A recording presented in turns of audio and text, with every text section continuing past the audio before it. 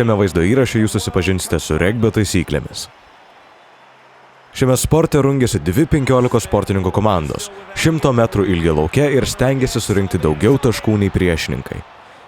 Asociacijos taisyklių regbyje kamuolys gali judėti į priekį tik nešamą žaidėjo. Šiame sporte negalima perduoti kamuolio į priekį metimu. Jį perduoti galima tik metant atgal arba į šonus. Sulaužę šią taisyklę kamuolys atiduodamas varžovams. Šio sporto tikslas – pelnyti taškus. Tai galima atlikti keliais būdais. Pirmasis būdas – žeminimas. Žaidėjas privalo pasiekti priešininko įskaitinį plotą, esantį aikštelės gale už vartų ir prispausti kamuolį prie žemės. Šis veiksmas komandai pelno 5 taškus. Jei kamuolys metamas, o neprispaudžiamas, taškai neužskaitomi. Antras būdas – realizacija. Po kiekvieno žeminimo taškus pelniusi komanda turi galimybę pelnyti dar 2 taškus. Realizacija – tai spyris žaidėjo pasirinktame taške lygiagrečiai su tašku įskaitinėme plote, kuriame buvo pelnytas žeminimas. Trečias būdas – bauda. Priešininkų komandai atlikus baudą, komanda turi galimybę spirti kamuolį nuo taško, kuriame prasižengta, siekiant pataikyti į vartus. Sėkmingas pataikymas pelno 3 taškus. Ketvirtas būdas – spyris į nuo žemės atšokusi kamuolį. Šį veiksmą galima atlikti bet kada. Kamuoliui sėkmingai pataikius į vartus pelnomi 3 taškai. Komandos bandys neleisti viena kitai pelnyti taškus, naudojant užgriebimą. Užgriebimas tai veiksmas, kurio metu vienas žaidėjas gali sulaikyti kitą, sugriebdamas į žemiau pečių juostos ir pargriaudamas ant žemės. Kamuolį nešantis žaidėjas, nugriuvęs ant žemės, privalo paleisti kamuolį. Tokiu atveju komandų žaidėjai įprastai grumėsi bandydami perimti ant žemės padėtą kamuolį.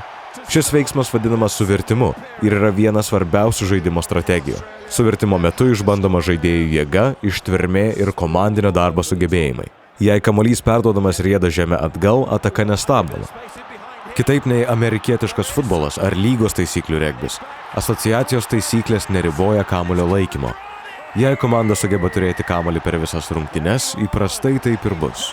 Vienos regbio rungtynės turi 2 kėlinius, kurie trunka po 40 minučių. Žaidimas įprastai trunka 80 minučių, bet gali tęstis ir ilgiau. Komanda pelniusi daugiau taškų varžyboms pasibaigus laimi. Prieš žaidžiant regbį reikėtų susipažinti su dar pora paprastų taisyklių. Pirmoji – priekis. Priekis – neleistinas veiksmas, kurio metu žaidėjas meta kamuolį į priekį. Jei žaidėjas atlieka priekį, skiriamos grumtynės. Jų metu kamuolį nepametusios komandos žaidėjas sugrąžino kamuolį į žaidimą. Tuo tarpu puolanti komanda gali formuoti laisvasias grumtynes. Susikibus judėti priešininkų įskaitinio ploto link, siekiant kuo arčiau priartėti prie varžovų įskaitinio ploto. Užribis. Kamuolį paliko į aikštelės ribas pažymėtas baltomis linijomis, žaidimas tęsiamas metimu iš užribio. Metant kamuolį iš užribio, žaidėjai metro atstumu išsirikiuoja vienas nuo kito 5 metrų atstumu nuo užribio linijos ir bando atkovoti kamuolį. Kamuolį į žaidimą sugrąžina žaidėjas, kurio komanda nekontroliavo kamuolio įvykus užribiui. Vienintelė išimtis šiai taisykliai – spyris į užribį iš baudos. Komanda, kuriai suteikta galimybė spirti baudą, gali spirti į užribį. Šiuo atveju kamuolys į žaidimą grąžinamas kamuolį valdžiusios komandos žaidėjo. Tokie asociacijos taisyklių regbio pagrindai. Nepaminėjome visų smulkių niuansų, bet esame įsitikinę, kad žaidžiant ar stebint rungtynes, viskas labai greit taps aišku. Gero žaidimo!